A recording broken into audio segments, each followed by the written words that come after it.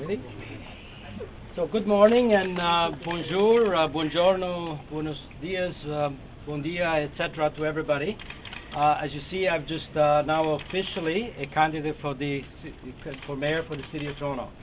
But before I start, I'd like to mention something. As we all know, Toronto is a city of diversity. We have 50% of Torontonians, including myself, were not born in this country.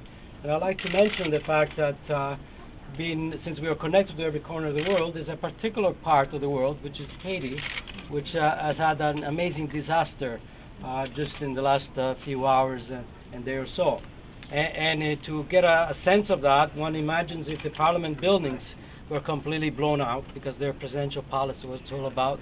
Imagine if City Hall simply was in rubble, and imagine if people's homes simply were not there. So I think it's perfectly appropriate for me to express our condolences to the 15,000 Torontonians of Haitian origins which are in our midst, and obviously everybody in Haiti. And I'm sure that Torontonians, being a good people, will basically rise to try to be of help in this situation.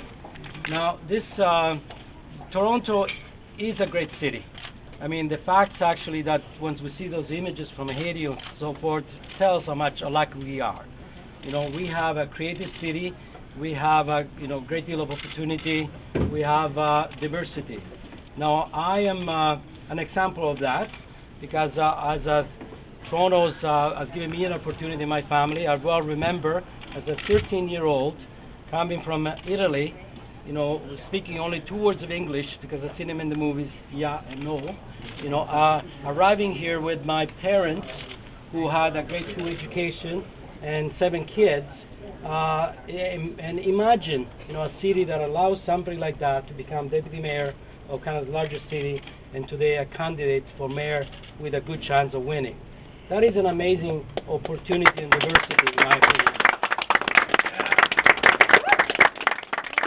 Now, this diversity, we all know we're appreciative because we're a social model to the rest of the world in terms of getting along, and we can all get the benefits of it.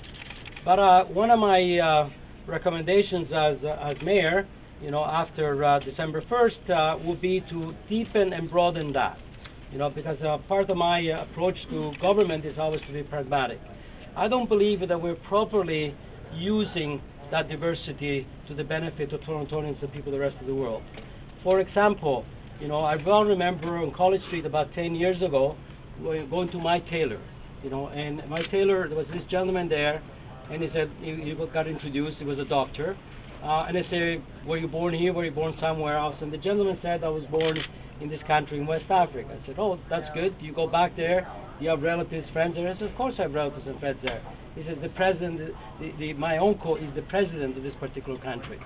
And I thought it hit into my mind, and that was the time when Toronto was trying to get the Olympics or getting the World Fair. Did anybody know that? No, nobody knew that. A few weeks ago I met a 32-year-old individual whose cousin is the mayor of the capital city of Eritrea. I keep on meeting. I met another individual whose cousin is a mayor of a city in Turkey. We have amazing connections with the rest of the world, but there's no inventory of that. There's no possibility for somebody who wants to make connections, business, trade, other kind of partnership, economic development, to link. I think that the city of Toronto, as part of our next station, we should broaden and deepen that by developing a network inventory of those connections, which can help us in terms of jobs and wealth accumulation, and the rest of the world in terms of sharing the incredible expertise that Torontonians have. The other thing I'd like to mention is the issue of experience. I've been for the last 6 years deputy mayor, and as such you could say I've been an apprentice mayor. So I think that to Toronto, we all know we have, even though we have a great city, which we need to protect all those services which make us a great city, we also need to do better.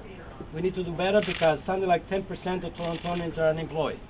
We need to do better because the citizens think the City Hall isn't quite working, and we need to be more efficient.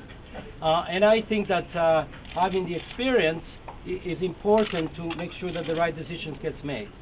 But let's start from the basis, we have an amazing city here. You know, 88% of Torontonians think this is a great city. 88%. You know, what makes a great city? I'd like to suggest that it's everything that we do here. That, you know, whether it's the emergency services, the police, fire, transit, the cultural, you know, the greening and so forth. And when you have such an organism that works, which is amazing, you have to treat it with care. You cannot bring a baseball bat, as the supporter of another candidate said, and start smashing away, because he's going to smash people and services. This is an organism. It's a beautiful flower that needs to be nurtured in order to continue to flower, you know, this plant. So therefore, I would like to suggest that experience is what's needed during these, you know, difficult times, not simply inexperience, and I bring that to the table. Also, I like to work with all my colleagues in council and government. You know, I've had the honor and privilege of working with my fellow councillors and working with people, leaders as diverse as David Miller, Mel Lastman, Alan Tonks. You know, it doesn't matter what your background is. Because making it work means that it works for all Torontonians. And if it doesn't work, it doesn't work. And I expect that I'll be working more collegially, you know, in the future with my fellow city councils, so that together we can find the solutions and go through the rough patch of the next few years of City Hall. The last thing I'd like to mention is that, you know, environmentally, as people know, I've been the tree advocate. I was chair of the Roundtable on the Environment 2003 and 6. And you know, we have amazing programs. Toronto is a leader in that. Again, I'd like to suggest that we have to make it work better by bringing it to the street. One of the proposals which I like to bring forward, you know, once I become mayor with the support of the people of Toronto, it really is to establish 10 green storefronts across the city. You know, the 6 civic centers plus 4 more. These are important because, you know what, there is a bit of an overload in terms of what people can do. You know, there's green roofs, there's solar panels, geothermal, there is, you know, energy retrofits, you name it, there is there. But we have to be able to translate it for our citizens in a way that's implementable. These green storefronts will be accessible for the computer with kids that can do it through the internet or by telephone, but it should also be accessible, that's why they need to be storefronts, to the rest of Torontonians, maybe half or more, who really are not as comfortable with the new technologies. Therefore, that senior citizen has got to be able to walk to one of these places and say, I am so-and-so, I want to change my furnace. Does it make sense? Yes or no? You know, how much is it likely to cost me? Who can do this job? You know, because if we do that, whether you're a homeowner or a storekeeper, you'll be saving money and basically saving the planet, which we have to do. So I'd like to conclude at this point by saying that I'm ready, able, and willing to serve, and that and I hope the people of Toronto take the next step in our diversity by having the first mayor in Toronto's history whose mother tongue was not English, because all the mayors up to now have been mother tongue been English. I will be such, and have somebody with experience to make sure that the city continues to work for all of us. Thank you very much, and I'll be